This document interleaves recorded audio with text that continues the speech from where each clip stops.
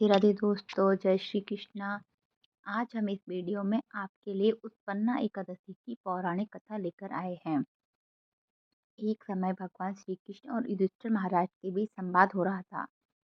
युधिष्ठिर महाराज कहते हैं, हे भगवान, आप कहते हैं कि सहस्त्र यज्ञ करने से जो फल प्राप्त होता है उसकी तुलना मात्र एक एकादशी के व्रत से मिलने वाले फल से नहीं किया जा सकता।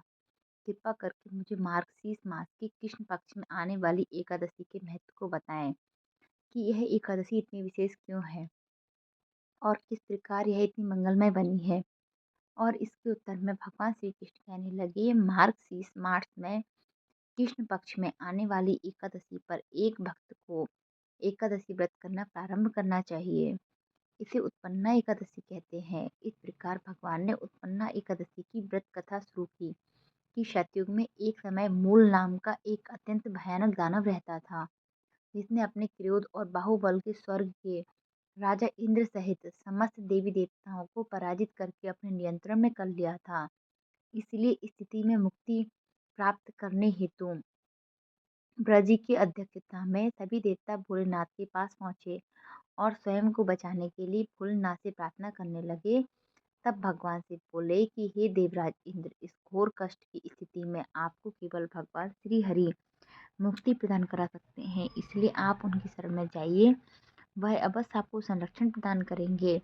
यह सुनकर सभी देवगण भगवान श्री हरि की शरण में क्षीर सागर पहुंचे। वहां जाकर उन्होंने भगवान विष्णु से प्रार्थना करी और कहने लगे कि हे कमल नयन, हे मधुसूदन, आप सर्वज्ञ हैं।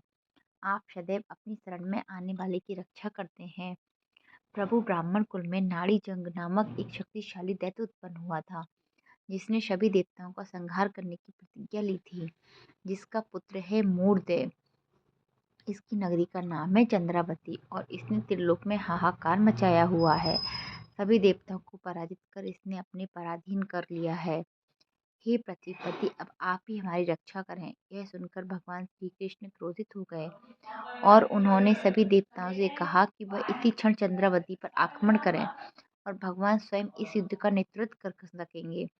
तब मूर्धत्य ने सभी देवताओं को अपने नगर की ओर आते हुए देखा तो वह अपने सैनिकों के साथ गर्जना करता हुआ आगे बढ़ा और भगवान और मूर्धत्य के बीच भयंकर युद्ध हुआ।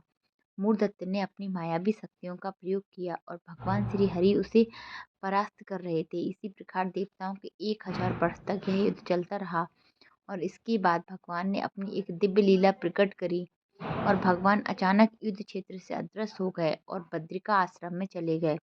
वहां उन्होंने हेमवती नाम की एक अत्यंत सुंदर गुफा में विश्राम किया। जब मूर्धत्य को यह बात पता चली कि भगवान विश्राम कर रहे हैं, तो उसने निश्चय किया कि अब वह भगवान श्री हरि का पद उसी गुफा में करेगा। ऐसा निश्चय कर वह गुफा में पहुंचा। उस समय भगवान के शरीर से एक अति तेजम कन्या उत्पन्न हुई। यह बिजली के समान तीव्र और समस्त अस्त्र शस्त्रों से सुसज्जित थी। इस कन्या ने मूर्धत्य को युद्ध के लिए ललकारा और इसे देखकर मूर भी आश्चर्यचकित हो गया। वह युद्ध की ललकार को भी अनसुना नहीं कर पाया। उसने भगवान को छोड़कर उस कन्या से युद्ध करना प्रारंभ कर दिया।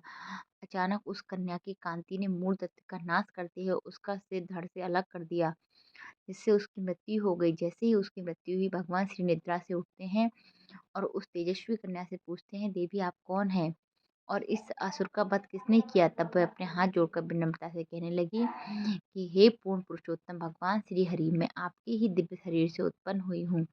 यह असुर आपको क्षति पहुंचाना चाहता था, इसीलिए मैंने इसका वध कर दिया। यह सुनकर भगवान अत्यंत प्रसन्न हुए और उन्होंने कहा, हे देवी, आपने सभी देवताओं को इस महान संकट से बचाया है और आपके इस पराक्रम से मैं अति प्रसन्न हूँ। आपको जो भी चाहिए मुझसे मांग लीजिए।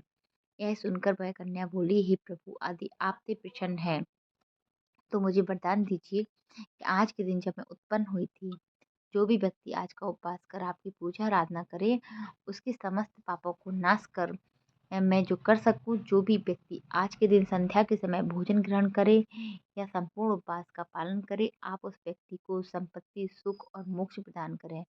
यही मेरी इच्छा है। यह सुनकर भगवान बोले, हे देवी, आप मेरी आध्यात्मिक शक्ति के रूप में कृष्ण पक्ष के 11वें दिन उत्पन्न हुई हैं, इसलिए संसार आपको उत्पन्ना एकादशी के नाम से जानेगा। इसके बाद से हर माह के 11वें दिन को एकादशी के नाम से जाना जाएगा। जो मेरा अति प्रिय दिन होगा, इसी दिन मेरी पूजा अर्चना करने वाले को सर्व सुख और मोक्ष की प्राप्ति होगी। जय श्री कृष्णा। राधे राधे दोस्तों।